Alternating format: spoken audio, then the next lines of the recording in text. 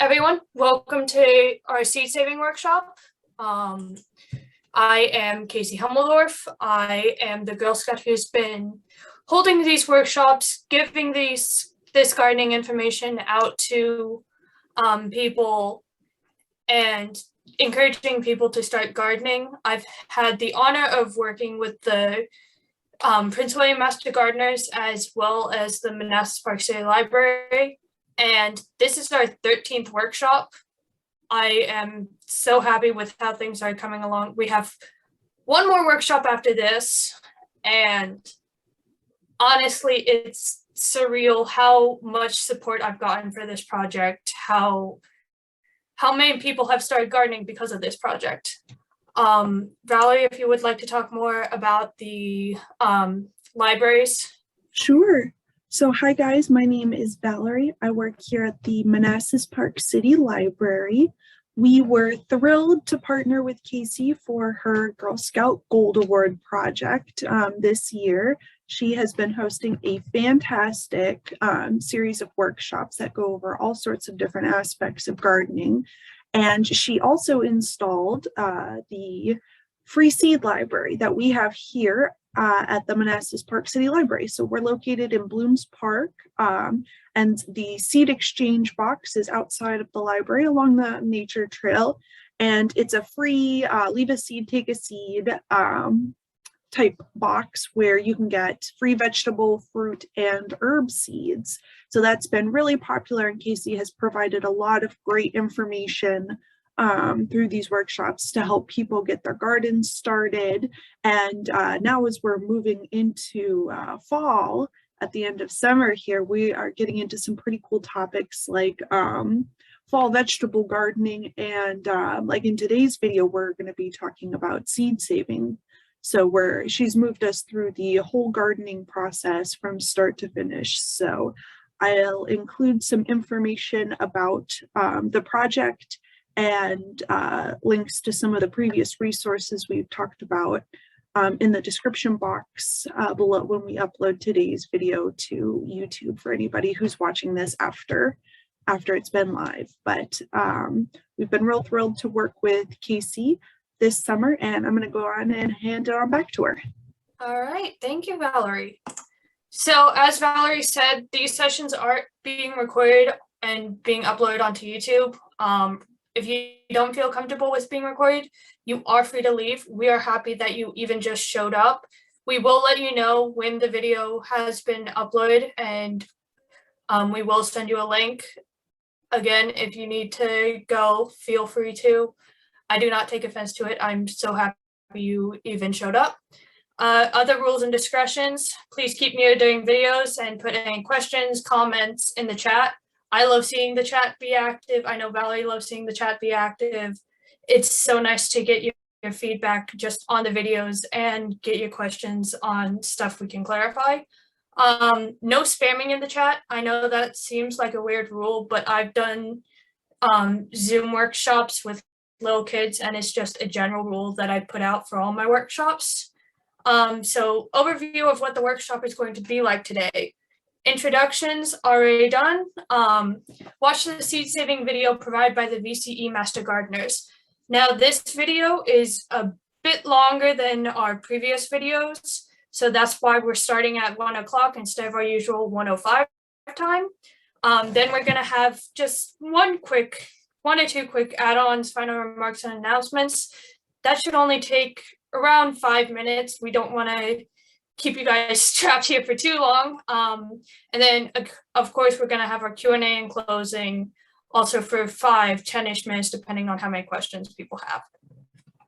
So today's video is seed saving. The video, again, huge thank you to the VCE Prince William Master Gardeners and also to Kathy Gents. We are so thankful for this information, being able to get this information out. And yeah, Valerie, if you could give me a sign if the video audio is off. Nice. Oh wait, it's probably gonna be off already because I forgot to share sound. Sorry guys, that's my bad. Okay, yeah, Valerie, if you could give me a sign. speaker is Kathy Jentz. We were so grateful to you for being able to join us tonight. Kathy's editor and publisher of Washington Gardener Magazine. Their July issue has just come out. Her mission is to turn black thumbs green. She is a lifelong gardener and believes that growing plants should be stress-free and enjoyable. Her philosophy is inspiration over perspiration. She does keep a very active Facebook page, Washington Gardener. I recommend you check it out. There's a lot going on, and she's president of the Silver Spring Garden Club. So Kathy, thank you so much for coming out with us tonight, and I'm gonna turn it over to you. Thanks, Stacy, and thanks to our hosts again. We're here to talk about seed saving for everyone. We're going to cover the two major methods of seed saving, dry method and a wet method, and then I'm gonna go over some individual plants that I find easy to save seeds from, some that are harder, and some that I'm gonna tell you don't bother. How's that? So we'll dive right in. Guess what? There's only 242 days until spring it comes back again. So for those of us who are mainly in the Virginia, DC, Maryland area who are sweltering through a serious heat wave like a lot of the rest of the country is, whew, spring is just around the corner, right? So something to look forward to at least. All right, so why bother to save seeds? I mean, isn't that what, you know, our grandparents did? You know, why in the modern age do we need to save seeds? So I have three major reasons why I personally save seeds.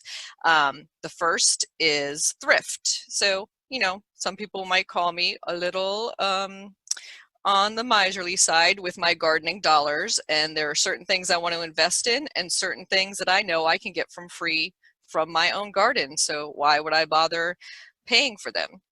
The second is variety and maintaining certain lines. So that could be a certain flower that I love in my garden every year and want to have every year available to me.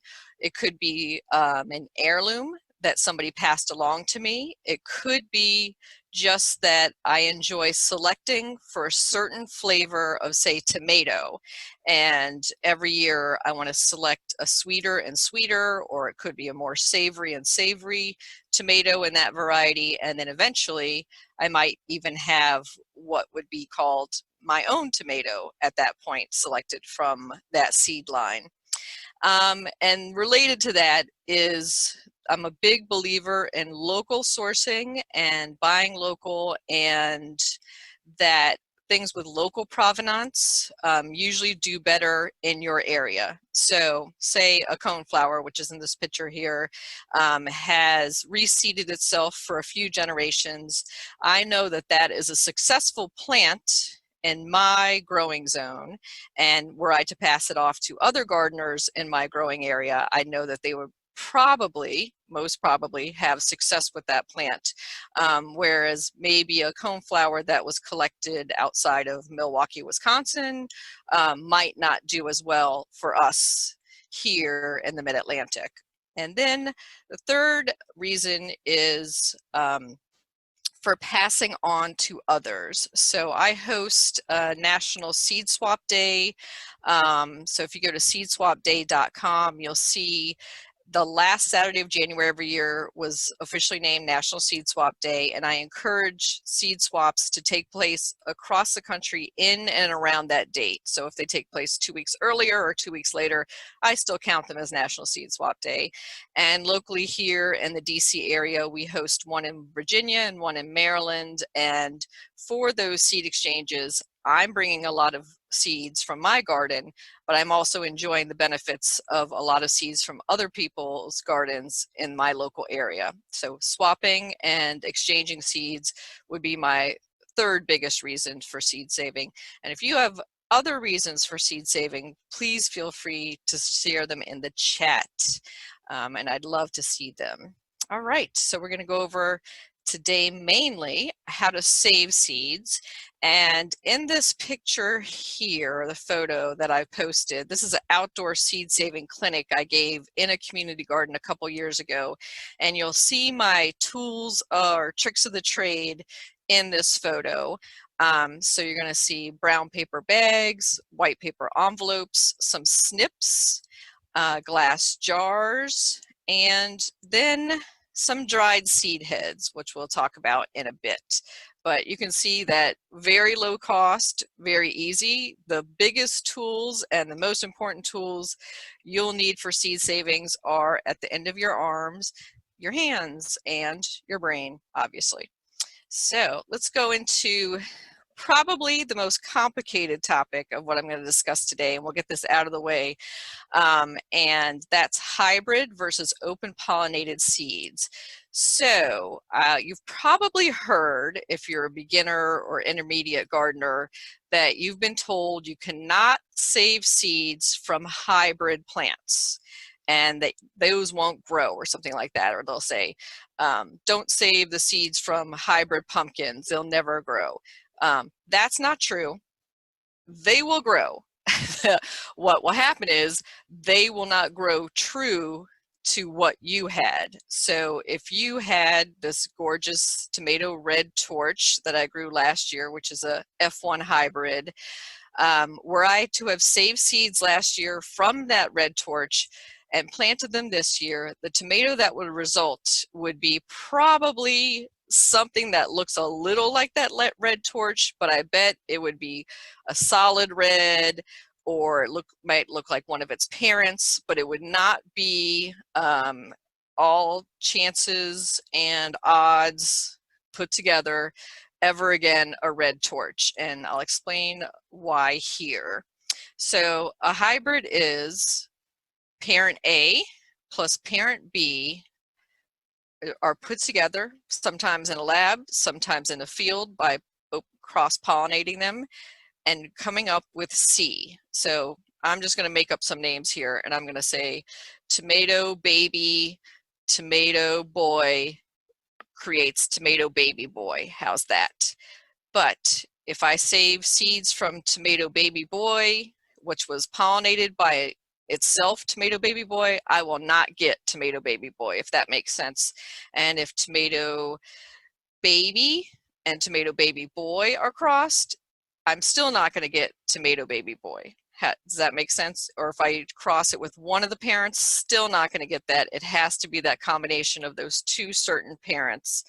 And you'll often see in seed catalogs the phrase F1 or F1 hybrid after the seed name, often in tomatoes, and that means filial one, literally first children or first child, so first generation hybrid. So that would be an A plus B equals C is an F1 hybrid. So it sounds like, you know, techie or whatever if you see the word F1, but they just mean it's a hybrid.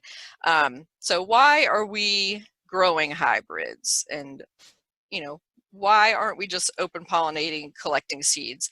So there's a thing called hybrid vigor that when I cross tomato baby and tomato boy and make baby boy, I get something stronger, more disease resistant, maybe even more insect resistant than if I had grown just baby or boy. So there's just that concept of hybrid vigor that heirlooms don't have. And let's define heirlooms. Let's go into that a little bit.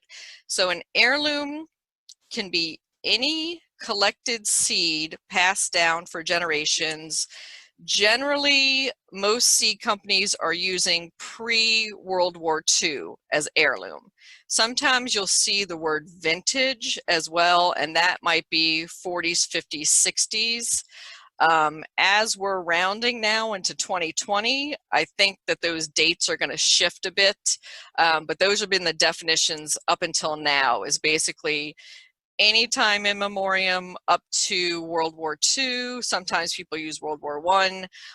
And then the modern age, you might have some vintage varieties that are starting to be passed around. And then there's modern, so modern breeding. And open pollinated means that most of these heirlooms can be grown in a field and they will either self-pollinate or be pollinated by pollinators, and they will not be crossed. So they will stay true, unlike the hybrid, from generation to generation.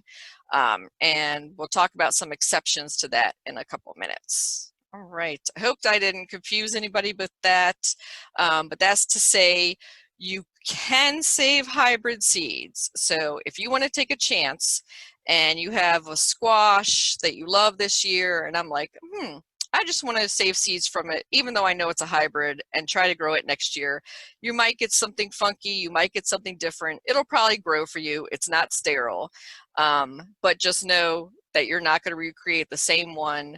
But if you want something coming true to seed, so to speak, then you're going to stick with the open pollinated and the heirloom varieties. All right, so if I wanted to breed a plant and I wanted to make sure that I was only collecting seed from that one variety, then I need to have certain spacing. And this is my community garden that's in the photo here.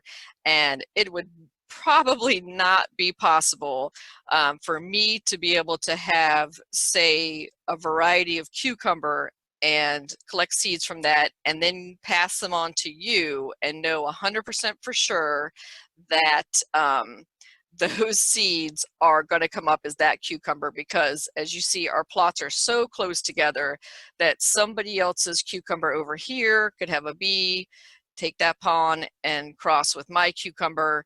And so I'm fairly sure that the cucumber seeds I might pass on to another gardener, but at my seed exchanges, I might put a little asterisk or a warning that they came up to be what I think are the same cucumber, but that straight 8, that market more might be slightly different because somebody else in there had a different cucumber. That's often happens with squashes and pumpkins and gourds of all kind. The other time that you really need to be scrupulous about cross-pollination is grains, especially corn, which is wind pollinated. So with corn, there would be absolutely no way in my community garden that I can guarantee the corn would not be cross-pollinated with another variety of corn from even 100 yards away, the farthest part of my community garden.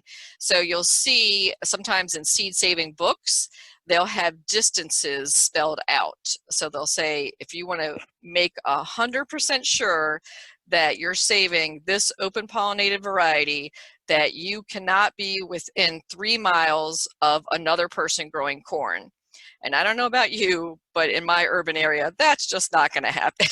So, but there is a Seed Savers Exchange organization, which a lot of you are probably familiar with. They do have home gardeners saving specific seed strains for them, and you might be a small mom and pop farm way out in the country in Georgia, and you're able to grow just that one type of gourd, a whole field of it, and keep it isolated enough from all the other gourds in the area that you can guarantee and send those heirloom seeds to Seed Savers Exchange. So if you're blessed with extra room and can be literally a seed saver for the Seed Savers Exchange, that's something to think about. And some people are really proud, and rightly so, that they're the ones saving that one variety of heirloom, and they're the only ones maybe in the country who's perpetuating that one type of vegetable, that one type that might be lost for generations if it's not grown out every year or few years to generate new seed inventory. Because as a lot of us know, we've lost dozens, if not hundreds of varieties of vegetables that we see in old seed catalogs that are not available today. Some are being rediscovered slowly in people's attics and things and grown out, but we can't be 100% sure that some of them are true to seed again. But give it some thought, and it could be a fun pastime and a hobby. So just a side comment about wind, hand, and pollinator pollination. So this is your female squash blossom on the bottom and your male squash blossom on the top. And if I want to make really sure that I'm getting the zucchini that I want to grow from seed, I will take the male flower off my zucchini and mate it, put it together, touch this pollen to this pollen, and make sure that I'm pollinating my own zucchini. So that is one technique. Some people will take and even rubber band it together. Some people will just take a little, say, toothbrush or a watercolor brush and brush the pollen from one flower to the other. Some people will even put a baggie over it to make sure that then a bee doesn't come and get pollen from another neighboring squash and cross-pollinate it. So that's something that a lot of people like to do, just to ensure that that's the cucumber I have, that's the watermelon I'm getting, that's the pumpkin I'm getting, that the one specific one I get. I kind of like to be surprised, but it's up to you what you like to do and how much control you want in your garden.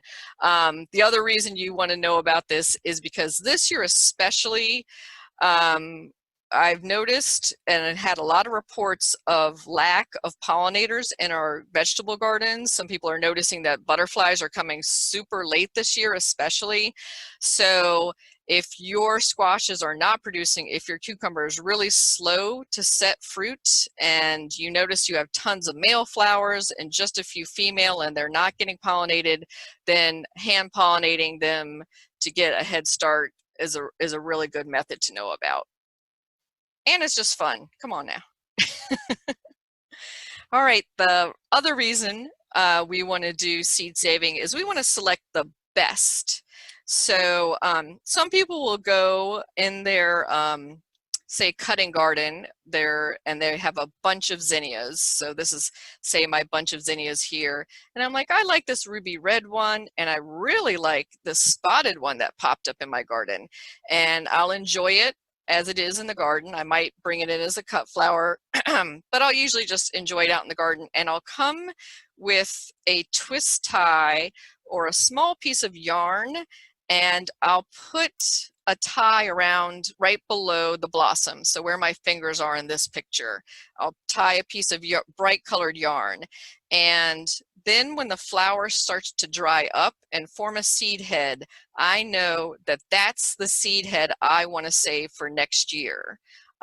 So it could be that I love the color. It could be that it's taller, that maybe it doesn't get the powdery mildew. It could be that I noticed a lot more because of its openness right there versus these right here. A lot more bees and pollinators are attracted to it. So there are lots of different reasons I might be selecting that one flower or that one vegetable to save seeds from. And that's also to say, don't waste your time saving seeds from things that are just So you had a cucumber this year and it was just okay. Do you need to bother saving seeds from it? If you can get or trade cucumber seeds from somebody else, don't bother. But if it was the best cucumber you've ever eaten and the best cucumber you've ever grown, save those seeds. So that's where you want to invest your personal resources. We're all short on time. We're all short on bandwidth in our own lives. So save the best. And select for the qualities you want. So, and that could be highly personal, and don't let anybody else tell you different. So if you like your watermelon to be more orangey than red, go for it. So if you want to select for the skinniest little zucchini instead of big growing zucchini, go for it. Whatever you want to select for. So that's your personal best. But again, you have a little bit of time, and we only have, annual growing seasons, so select the best that you can. All right, so we're going to dive into first the dry method. This is the majority of things you're going to encounter in your garden is going to be using the dry method. So most your beans, peas, sorry, I'm going to take a sip of water. Okra, everything in the carrot family, grains, most herbs, not woody herbs, and we'll talk about woody herbs in a bit later. Most of your annual flowers, a lot of your perennials, etc. So everything pretty much but woody plants. And then the Solanaceae family, the nightshade family, is going to be the wet method. And most of the vining plants that we just talked about, squash, cucumbers, melons, that's also going to be the wet method. So we'll talk about that under the wet method. So dry method is pretty much everything else you're going to be finding in your edible garden. So up here on the top right are okra. And this is an example of one of the easiest to do, in my personal opinion. So I grow lots of okra. I love okra, but every once in a while, an okra can get away from you. You go away from the weekend and there's just one that grows a little bit too big and long, and then it's too woody to eat. But I still want to harvest it because I want the plant to keep producing okra pods. So I'll just set that one aside, and I have in my sunroom set up a series of laundry racks with old window screens on them. So I have levels of window screens, and I'll just take that branch of the okra or those single pods and I'll lay them, just throw them on one of the window screens. That'll be my okra screen. And just let them air dry like that. And that's in a protected sunroom. You could be doing that in your basement, in your garage, in a side porch. You want it to be obviously away from too much direct sunlight, wind, and then rain. But, you know, the occasional wind or rain coming through my sunroom is not going to hurt too much. We do have a very humid mid-Atlantic climate, but I find the sunroom works pretty well for me, and a side porch works as well for a lot of people. So that's just how I dry my okra. And then I might even trade somebody, I'll give them the whole okra pod, but I can also just split it open and take out the individual seeds and put those in an envelope. And the good thing about keeping the okra in their pod on those drying racks is I know they're okra because the second I take those little seeds out, I need to label them and put them in an envelope immediately. And we'll talk more about labeling in a little bit. So that's a similar technique to, these are green beans that you didn't harvest all your beans this year. So that's the other thing to note, is that you want to save a few things from your harvest. Sometimes we can get greedy and we pick all the peas and then we're like, oh darn, I forgot to save a few back for saving seeds. But the good thing is Mother Nature hides things from us. And I find this almost every year, that when I harvested all my beans or all my peas, so I thought, when I go to pull up the plants, when they're drying out at the end of the season and I'm breaking them up to put them into my mulch pile, I'll always find one or two bean pods or pea pods that I missed, and they're already halfway drying there for me. And it's like a gift from Mother Nature, because I find that peas, especially in beans, will hide themselves among the leaves on the plant, and it's not until they start drying that you might even discover them. But you can also, of course, when you harvest your beans and peas, snip a few off, set them on screens to dry, and let them dry right away. Or they can dry on the plant, and then you can harvest them there, and then you'll obviously be splitting these open, labeling them, and putting them in envelopes. So winnowing doesn't need to happen for beans, peas, okra. It does for the small things like grains and a lot of the annual flowers, where you're getting taking a whole head, say a marigold head, where you're separating. Sometimes you can easily pull out the seeds and leave the chaff, but other times you need to I use generally a big open manila folder, and I'll drop the seed heads in, kind of in the V, if you guys can see me on my screen, and I'll blow gently, and I'll do this outside on a calm day. Do not do this on a day where there's any breeze. You don't need that to winnow for you. And you kind of shake for the heaviness, for the seeds to go to the bottom, and then gently blow. And after usually 2 or 3 gentle blows, you're separating out most of the chaff from the seed, because usually the seed is a little heavier because Mother Nature made it that way, so that when a flower opens up on a plant, the seeds drop to the ground and the rest fly away in the wind, right? That's how Mother Nature does it. And I hear rain outside, and I'm so happy, you guys. You don't know how happy I am right now. Yay! So I'm going to talk about some individual plants that I find really fun and easy to save seeds from. So lettuce. I wanted to say lettuce plants bolts, but I'm not a big one for puns. So letting plants bolt and go to seed. So lettuce, kales, and arugula. If you're a beginning gardener, you'll hear the term bolting all the time. Somebody will say, "Ugh, my lettuce started bolting and now I can't eat it anymore." Well, guess what? It's still edible when it bolts. I can still eat this bottom foliage of the arugula and the lettuce and the kale here. I can still eat that bottom foliage. But what's happening is the plant is sending all its energy into making a flower head and then producing seed. So all the good sugars that were down here in the leaves are sent up here, all that energy, and the leaves taste a little bitter, I guess you would say. They lack in flavor. So it's still technically edible. You could still maybe throw them into a green smoothie, just not as flavorful. So those are great to let to go to a seed and bolt and form their flowers. And then I come along, once I start to see the flower heads just beginning to dry up, I'll come with some snips, floral snips, and I'll cut off the whole stalk all the way down, and then pull up the plant and compost the rest. And I tie a bunch together. Usually I'll rubber band a whole section of the lettuce together, rubber band it, hang it upside down, and in my sunroom or somewhere else dry and away from humidity as much as possible. And then I'll take, and I might scroll back to a previous slide. Here's a brown paper bag and my handy brown paper lunch bag. I'm going to put that brown paper lunch bag around the drying heads when they're almost totally dry. So I'll come maybe every week, and I might put a tickler in my iPhone or my calendar to say, check on the seeds.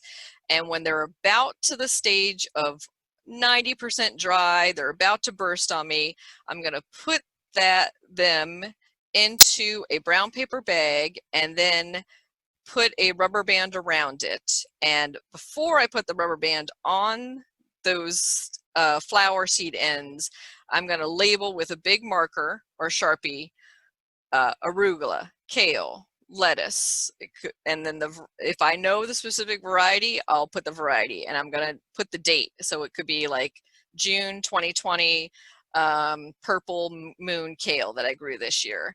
And then you want to have that bag on there beforehand, because you're going to let it dry the last 10% of the way. So you got it 90% of the way, and you can hold it by the stem end and then give it a good shake after a couple weeks, and then like give it a really hard, good shake like a rattle, and the little tiny lettuce seeds and kale and arugula seeds will fall to the bottom of the bag, and you can shake out the stems, take off the rubber band, and discard the stems. And then you have all those tiny little seeds at the bottom of the bag for you.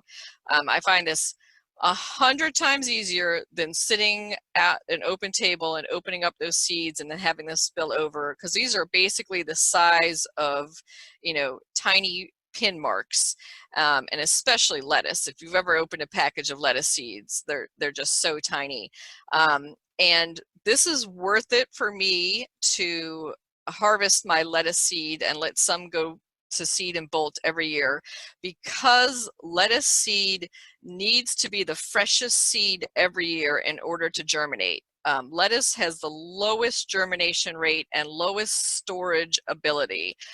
So you'll see on seed packs, for 2020 seed packs, you want 2020. If you got 2019 lettuce, you might have 50% or less germination rate, which we'll talk about germination rates in a little bit here. But even at the seed exchanges, I'll hold, if there's older seeds, I'm fine with almost every older seed variety. Like if somebody brings a pack of 2013, I don't know, pumpkin seeds or something, you probably have a pretty good germination rate as long as they were stored correctly out of moisture. But lettuce seed is one of the things you want to have the freshest seeds. So that you'll notice also that lettuce seeds are not the cheapest seeds. So that's another reason why you might want to save your lettuce seeds. All right, we'll go on to my new favorite seed to harvest and save every year are radish seeds. So when radish seeds go to flower and bolt, they form these really funky, cute little, they almost look like little Oompa Loompas, right? These little guys, these little two-set guys. They always have this like two with a little pointy hat on them. So when they're fresh, these seed pods are edible and they taste just like a mild radish. So they're really fun to just snip a bunch of these off and throw them on top of a salad, or you can stir fry them or saute them, and you can like fool your friends and serve them this exotic vegetable that they've never heard of, and they'll be like, wow, it tastes a little like radish, and you're like, yeah, it is. So that's fun. So you can save some of them just to eat green and fresh, and then the rest you're going to dry. And again, you can hang them upside down, you can set them on window screens, and this is the dried pod, one of them that I just opened up yesterday, and it had a few radish seeds in it. And then bonus, the radish seeds are also edible. So they're kind of crunchy. I'm not going to compare them too much to sesame seeds because sesame is more mild flavor, but they kind of have that like light, airy dryness. So if you're looking for a fun substitute or something to add a little bit of, you know, crunchiness to a salad, this is fun. So save as many radish seeds as you can, because of course you also want to save some for growing next year. But you can eat the greens, you can eat them when they're in the seed stage. You don't want to eat this dried pod. Discard the dried pod. Blech. Is definitely woody and yucky. And then the third bonus thing from radishes, when you let them go to flower, the flowers themselves, they're cute pink little, I wish I had put a photo of the radish flowers. I'll try to add that in my next talk. Cute pink little flowers that you can snip off and use to decorate your salad. And they have a very, very light, mild radish flavor to them as well, almost a little cabbagey flavor. So if you're into edible flowers, you got 3 extra bonus harvests just from letting your radishes, some of them stay in the ground. Don't harvest all your radishes. Let them bolt, form flower, and go to seed. And you got 3 extra harvests just from radish. All right, so dill. So this is a big plastic like tub that I used to collect dill into because I didn't have a big enough brown paper bag. So I would normally take a big grocery bag and go to the garden and snip off the dill and put them all in that. But these dill were so big, and so I just put them in this big open tub and left it open. Don't put the lid on because then you'll have a humid environment. So I just let them dry in the tub like that, and then you see the tiny seeds, and then I just shake them out over the tub pretty aggressively to get most of those seeds off, and then collect the dill seed that's collected obviously in the bottom of the tub. And that was a pretty easy process. And I like the seed heads. They're just pretty. And then I might compost them, but I might stick them in a jar for a fun decoration on the side. And I do want to say, if you're in a community garden, check the compost pile every once in a while. So every once in a while, I'll walk by our compost pile and I'll be like, hey, I can't believe this person threw this out in the compost pile. And this was one of the things I found one day in the compost pile, a big pile of cut off dill branches, and somebody had pulled all the dill out of their plot and just threw it on top of the compost pile, just like this. And I was like, are you crazy? So yeah, every once in a while you find some good salvage glory in that compost pile. All right, so I'm going to go on to one of my next favorite things to grow for seed, especially. So cilantro, this is fresh cilantro here on the right, and then this is the collected cilantro seed, also known as coriander, on the left. So a lot of people are not fans of cilantro. I happen to love cilantro myself, but you might still want to grow it for the coriander, for the seed. And if you're British and you're listening to this out there, then you know this both as coriander and coriander. But here in America, we refer to the plant as cilantro and the seed as coriander. And as we know, this is a yummy seed in itself. And I forgot to mention, of course, dill seed is edible and a great thing to use for pickling and other things, but do save some seed back for next year and to trade with others. And then, of course, save enough cilantro that you can have plenty to eat and also to grow for next year. Okay, and then my other favorite herb to save the seed from are basil plants. So throughout the growing season, I'm going to come in and I'm going to snip off as soon as I see this flower head start to form. So for the first several weeks of the plant, I'm going to snip that flower head. I don't want it to go to flower and form seed yet. I'm going to keep going in and pinching out that top flower head because I want the plants to grow as big and bushy as possible and have as many leaves as possible so I can make some great pesto, right? But then usually around this time of summer, when it gets to be really hot and you're like, I'm slowing down on the pizza and the pesto, but usually towards end of July, early August, I'll start to let some of my basil go to flower. And so you'll see little flowers, and then they're starting to form the seeds. And these are the seeds up and down the stalk, and they'll soon turn brown. A side benefit of letting it go to flower mid to late season for me is that the pollinators go insane.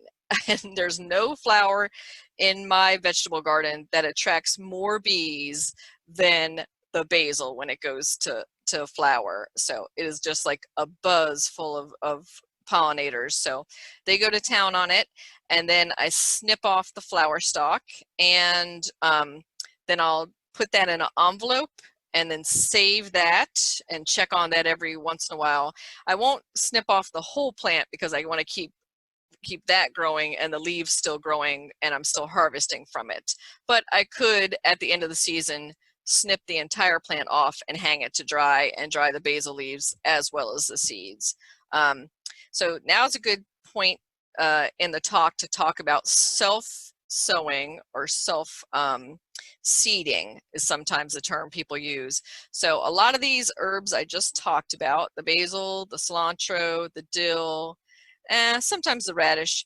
If you're a lazy gardener, like some of us can be, or your garden gets away from you, you know, sometimes you just don't have the time or you go on vacation for a couple weeks, you might come back to some of these herbs and vegetables going to seed on their own. And sometimes I'll purposely let them form flower heads and go to seed in the garden so I know that that part of my garden I'm not going to mulch. And then next early spring, I'm going to start looking for baby basil seedlings to come up. And it's good to have a guide to know what a baby basil seedling, looks like and be able to differentiate that from little weed seedlings coming up. So I'm letting it self-sow in the garden so I don't have to do the work of saving the seeds. It's sowing itself right there in the ground where it was growing for me. So I was just about to say there's a really good seed company, it'll come to me in a minute, that has a nice display of what the baby seedlings look for each plant in their catalog.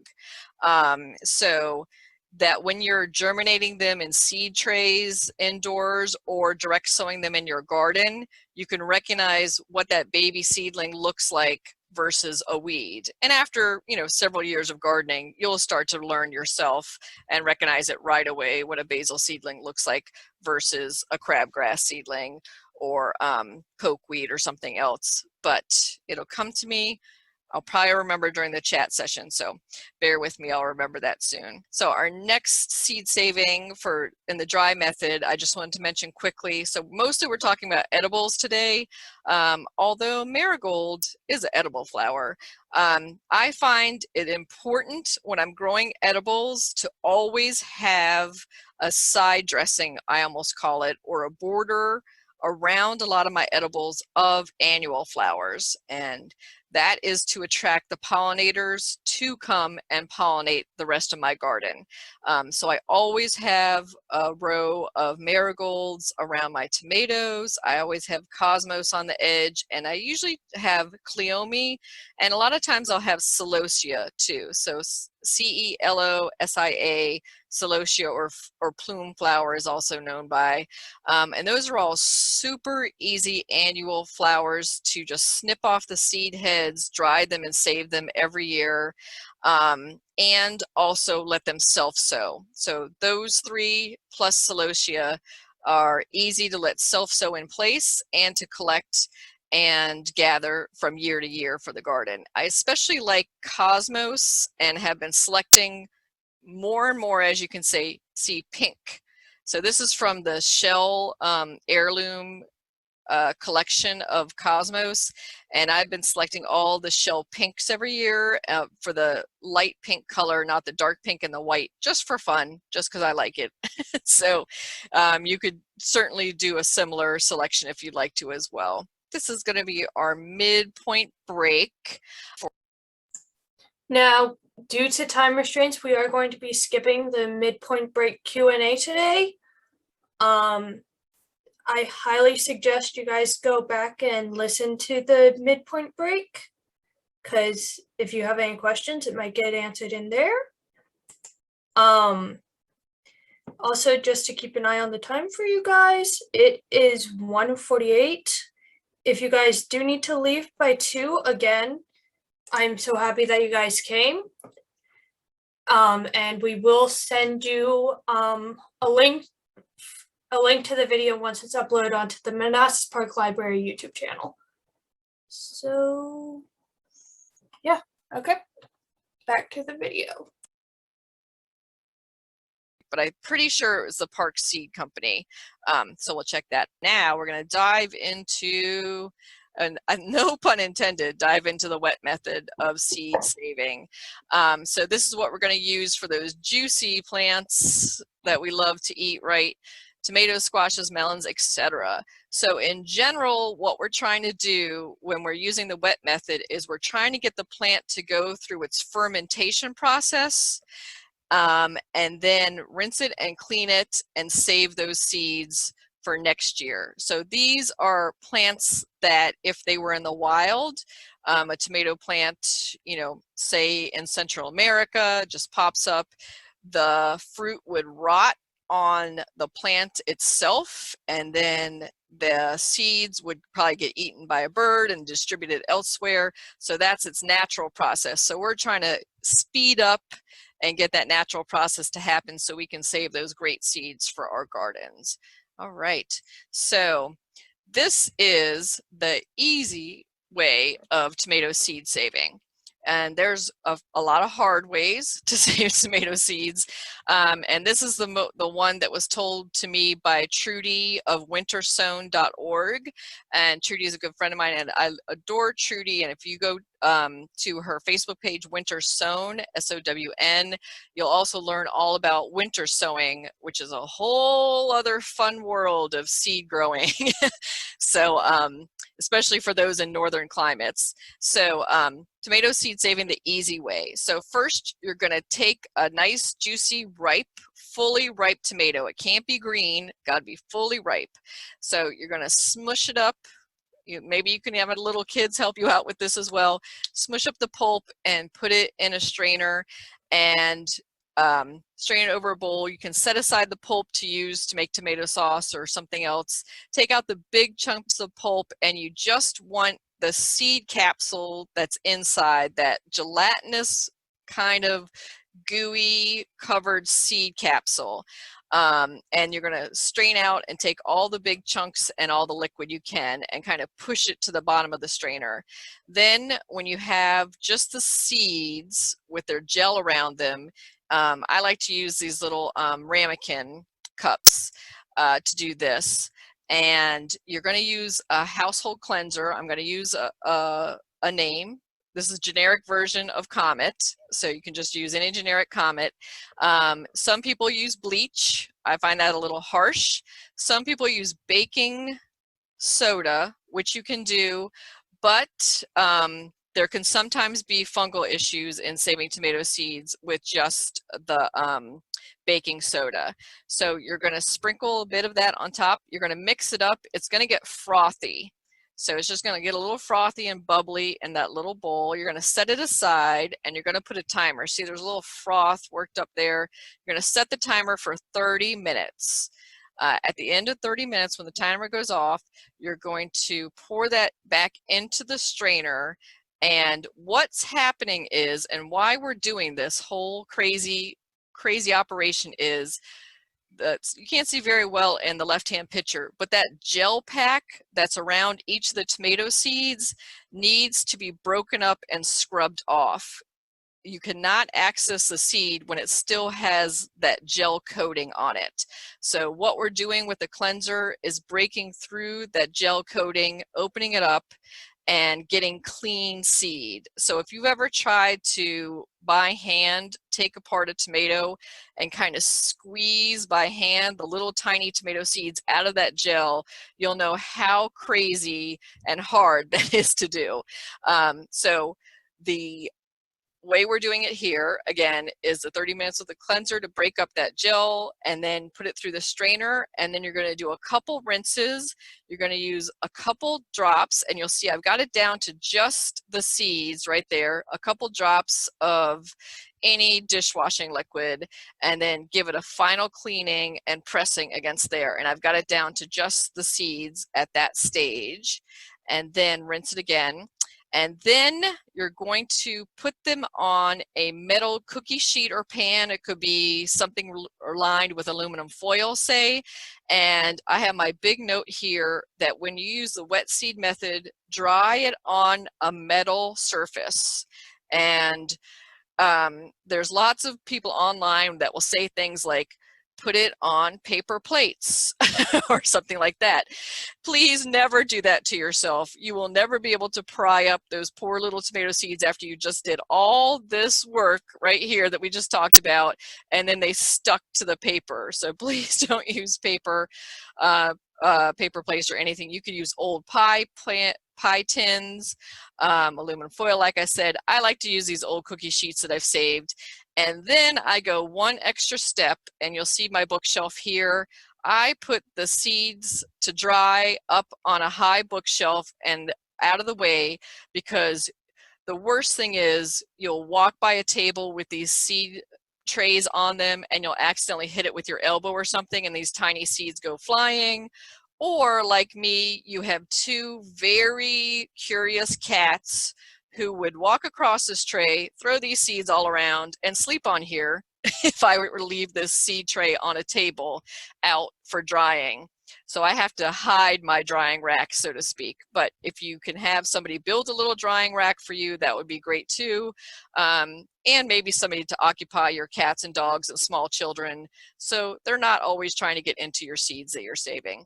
So then I'll immediately package up my seeds and label them right away. So this is the easy method versus letting your tomatoes ferment, which is what we have to do with the other fruits and vegetables that we'll talk about in a second.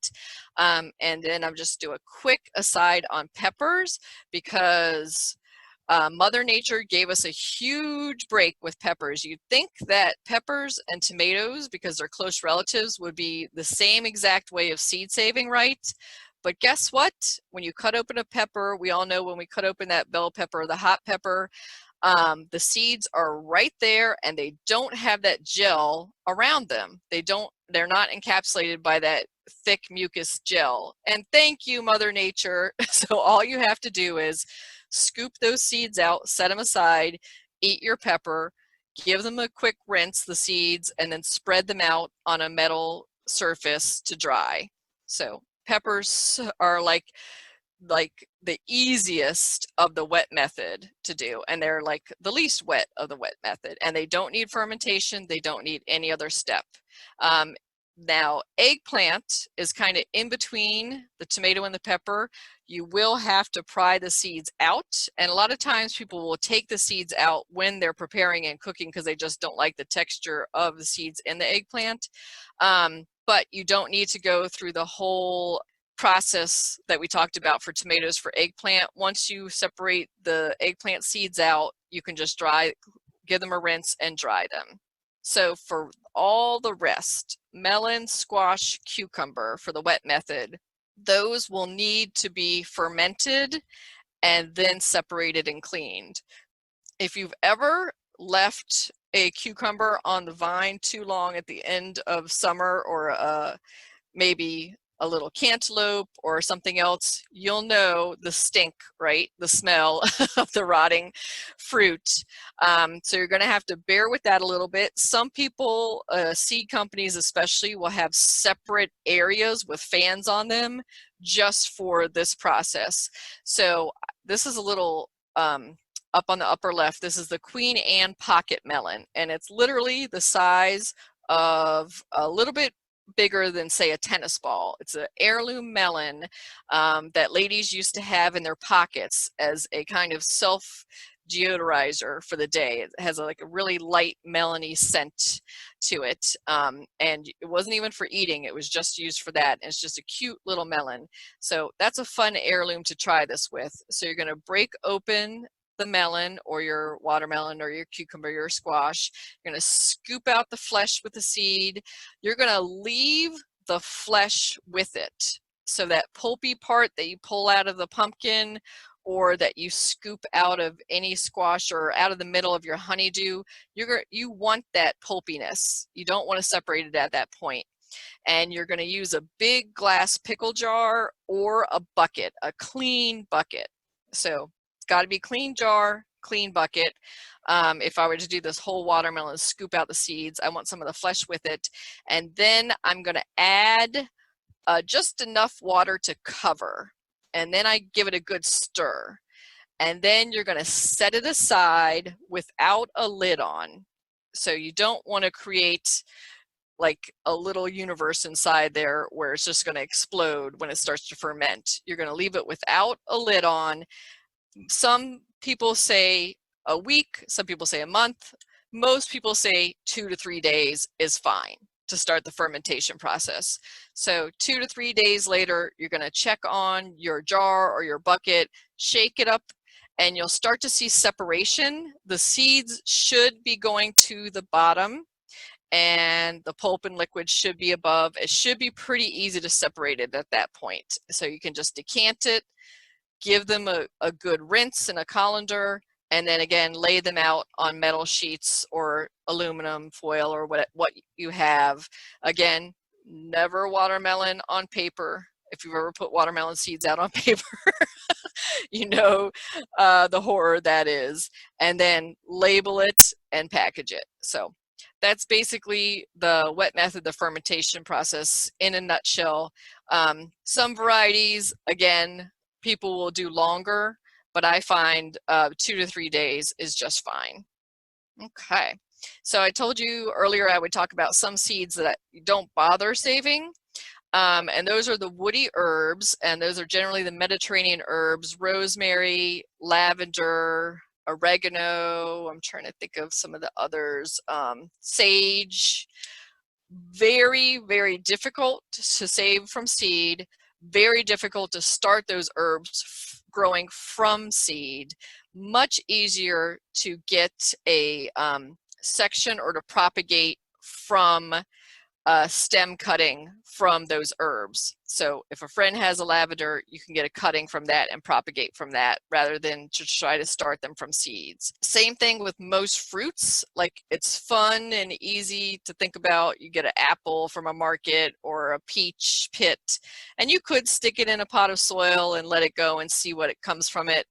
but the timeline from growing an apple seed to actually having an apple is going to be about 15 to 20 years in many cases. So might be a fun thing to try with a kindergartner, but most of us don't have that type of patience. But I do want to talk about one fruit seed that I do recommend you save, and that's a lot of fun, and that is the pawpaw. So that pawpaw is a native fruit to the Americas and pretty prolific in the mid-Atlantic area through the Midwest. So if you ever go to a pawpaw tasting or festival in the fall, usually it would be around early September that most of them would happen.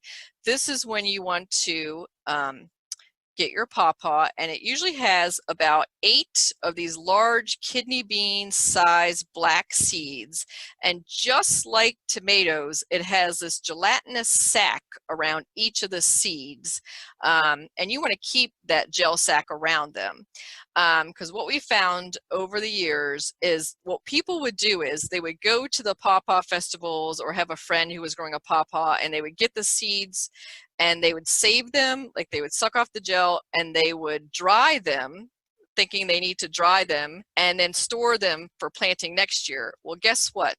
Dry pawpaw seeds will never germinate. Never germinate. You have to keep them wet always. So the one thing you can do is come home from the festival, plant it right away. Plant it in a big pot or directly in the soil while it's still wet. If you don't want to plant it right away, if you want to save it to trade with somebody or just save it for next growing season, then you're going to wrap it in a paper towel, put it in a plastic baggie, and keep it in your refrigerator crisper drawer. And then you're going to put a big note on it that says pawpaw seeds, because then you'll be like, what is this gross baggie in the bottom of my drawer? But never let it dry out. So it's one of those seeds that you should never let dry out or it won't germinate anymore. So that's a fun one to do. And guess what? From seed to fruit for pawpaws, 8 to 10 years. And really easy for them to start from seed. You can, of course, get divisions of pawpaw seeds, but it's fun and easy enough to grow a couple of pawpaw seeds. So that's a fun experiment to try.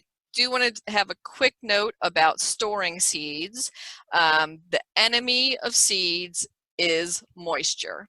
So you'll see a lot of places will say save seeds in a cool, dark place. Well, temperature is great not to cook them, and darkness, that's fine. It can be exposed to some sunlight. The key is never let it be moist, except for the pawpaws, which we just talked about, always have to be moist, but everything else should be kept perfectly dry, because when they're exposed to moisture, then they start the germination process and then stop, of course, because they have no nutrients or water or sunlight when they're in the seed pack. So my method of storing seeds is in old jars. So I keep also, besides a tight lid on them and labeling them if they're not already in an original seed pack, I can just stick, I can either write on the lid or stick a sticker on the outside. I also save my silica packets from when you buy, shoes or other clothing or handbags. I'll throw a couple silica packets in there. So I find those really great to have that silica sand in there to keep it very dry. Because I said the Mid-Atlantic, we're such a humid environment, and the worst way to save seeds in our environment is in those plastic shoe boxes that you get at the craft store. Plastic holds in humidity, and you'll have a moisture ring sometimes around there. Glass works much better. Also, plastic baggies, not the best to have them in big plastic baggies. A paper envelope inside glass jars and lining them up on a shelf where you can see and be proud of all the seeds you saved. How's that? So those are always fun to do. And then labeling I wanted to talk about. And if you have old seed packs from when you originally grew that radish or that lettuce, save those seed packs. And then you can either copy or scan them in and make new labels, or you can at least copy off of them for the seeds that you saved from that plant. And at our website, washingtongardener.com, we have an easy folding method to make your own seed packs out of old seed catalogs.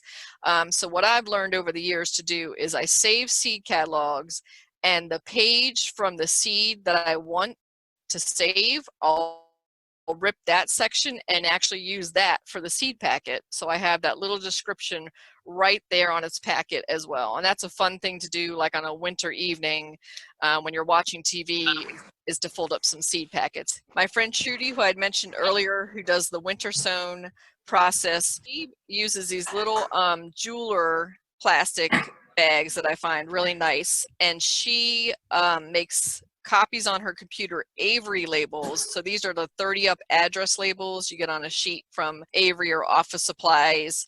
And then she has her little color printer where she's putting the actual picture, and then a really good description with her contact information on there.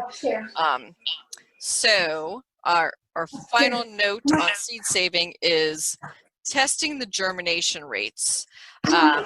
So we talked about lettuce having a really low germination rate once it's old seed. But say you have a seed pack, or you save seeds and put them away in a drawer and forgot about them, and it's 5, 7, 10 years down the road, and you're like, are these seeds worth saving or even using again? So an easy way to test the germination rate is to take 10 of those seeds. So if you had saved like 30, take 10 random seeds, put them on a wet paper towel in a row, and then gently roll them up and put them in a baggie, and then set that baggie aside. You don't need to put it in the sunlight or anything. Just set that aside and make sure that the paper towel stays moist and the baggie is fully closed. Then check back in a week to 10 days, and then you'll count how many of those seeds out of the 10 have germinated, and that's your germination rate. So if 3 out of the 10 germinated, that's a 30% germination rate. If all 10, then that's 100% germination rate, and so on. In general, if things are below 50% germination rate, most people would discard the seeds. But one of my philosophies is not to be wasteful with things. And what I tend to do is just plant heavier. And if I were to give these seeds to another gardener, I would tell them, this has a low germination rate, plant extra. So in every pea hole that I was planting, I would put 3 or 4 peas in there instead of just the 1 or 2, or I might even put 5 or 6 if I thought it had a really low germination rate, just to guarantee that I had that percentage germinating. So I plant more thickly and more of the seeds if I think it's a low germination rate, rather than just completely discard the seeds if it's something that I feel is worth it. All right.